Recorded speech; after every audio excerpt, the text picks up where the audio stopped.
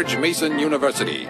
Throughout its 50-year history, our mission has remained clear: to prepare a diverse population of students to think and to grow in a climate of unbridled academic freedom. After Dr. Caroline Crocker simply mentioned intelligent design in her cell biology class at George Mason University, her promising academic career came to an abrupt end. My supervisor invited me into his office. He said, "I'm going to have to discipline you for teaching creationism." And I said, I mentioned intelligent design on a couple of slides, but I did not teach creationism. He said, "Nonetheless, you have to be disciplined." At the end of the semester, I lost my job. Not only did this well-loved professor lose her job at George Mason, she suddenly found herself blacklisted, unable to find a job anywhere. So whenever I interviewed for a job, I would be offered it, usually on the spot. Since this has happened, and since people can Google my name, I'm finding that when I send my credentials, I do get interviews. I get many interviews, but I never get offered a job. I don't tell them about my science sin. I was only trying to teach what the university stands for, which is academic freedom. There's nothing to be learned in neurosurgery by assuming an accidental origin for the parts of the brain that we work on. It wasn't just biologists who were feeling the Darwinist wrath. When neurosurgeon Michael Egnor wrote an essay to high school students saying doctors didn't need to study evolution in order to practice medicine, the Darwinists were quick to try and exterminate this new threat. A lot of people on a lot of blogs called me unprintable names that were printed. There are a lot of very, very nasty comments. Other people suggested that people call the university I work at and suggested perhaps it's time for me to retire. I realized when I kind of went public with my doubts about the adequacy of Darwin's theory that I would encounter criticism. What has amazed me is the viciousness and the sort of baseness of it. I'm an old guy. I have tenure. I'm academically safe. But the young people and what is happening to them in America right now because of this scientism gulag is really terrible. Apparently, Professor Marks was not as safe as he thought. A few months after this interview, Baylor University shut down his research website and forced him to return grant money once they discovered a link between his work and intelligent design.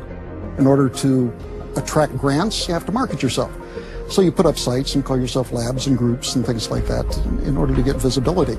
And in my entire experience in academia, I never went to any superior and asked them any permission to put up any of these labs. So the fact that this was singled out, let alone shut down, is jaw-dropping. It's astonishing. I have never been treated like this in my about 30 years in academia. Shut up, you freak! I say shut up! It's a madhouse! If you peel back the onion, I think that there's no doubt that the center of this is my work in what some would call intelligent design. People really get emotional about this. Whenever you say intelligent design in a room of academics, them's fighting words. Creationists. Astronomer Guillermo Gonzalez found himself in a fierce shootout with Iowa State University following the publication of his book, arguing that the universe is intelligently designed.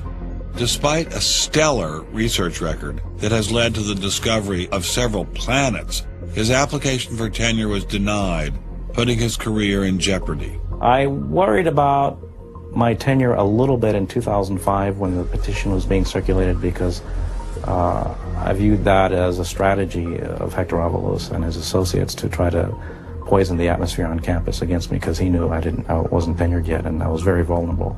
I have little doubt that I would have tenure now if I hadn't done any professional work on intelligent design. Dr. Gonzalez had this advice for scientists who might be thinking about following his example. If they value their careers, they should keep quiet about their intelligent design views. We know there are times and places to be quiet, and other times and places when we can make noise if we want to. Will you show us? Of course. Boys and girls, how would you like to show some of the ways we know of being quiet? It's the kind of thing where you just learn to keep your mouth shut. In addition to those scientists who were willing to appear on camera, we encountered many more who didn't dare show their face for fear of losing their jobs.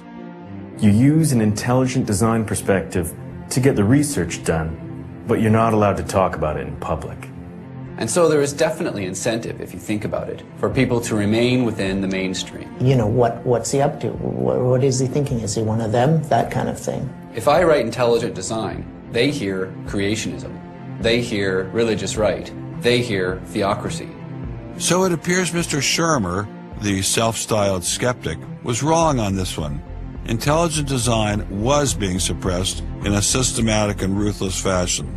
But maybe intelligent design should be suppressed. I didn't like what was happening to these scientists, but on the other hand, we don't want our kids being taught that the Earth is flat or that the Holocaust never happened. It was time to ask the scientific establishment, what was so bad about intelligent design? Intelligent design people are not genuine scientists. Intelligent design is a racket. It's just propaganda. The only intelligent thing about it is to have got people to call it that. It's really very stupid as well. Everybody knows science education in America is appalling.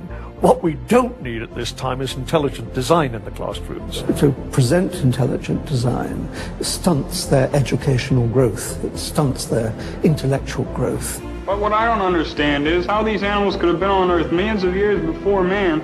And the Bible says the whole Earth was created in only 6 days.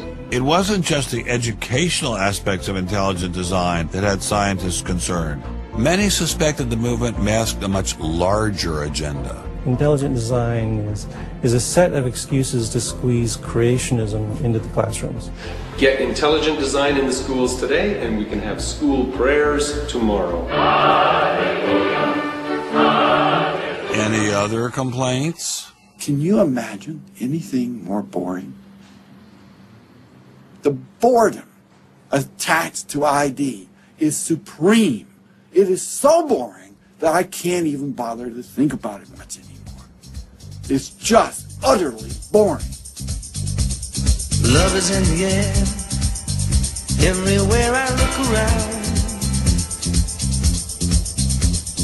Love is in the air, every sight and every sound. Love was in the air, all right, but none of it was directed toward intelligent design. There seemed to be a lot to hate about ID, and nearly all of that hatred was focused on one place. The people from the Discovery Institute, the people who are doing the intelligent design, they're all varnish and no product. The Discovery Institute is a propaganda mill. It's an institution designed to suck in money from religious investors and turn it into a sanitized, somewhat secular version of the creation story to get it into the schools. If they have a way of understanding nature that's superior to the one that we all are making lots of discoveries using, great. Bring it on. We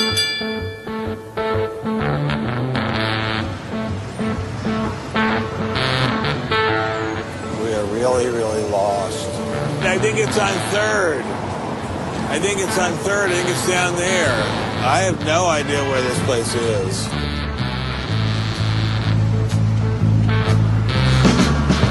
I guess I'll just keep walking. Do you have any idea where the Discovery Institute is? Have you ever heard of that? Never heard of it. Okay, thank you.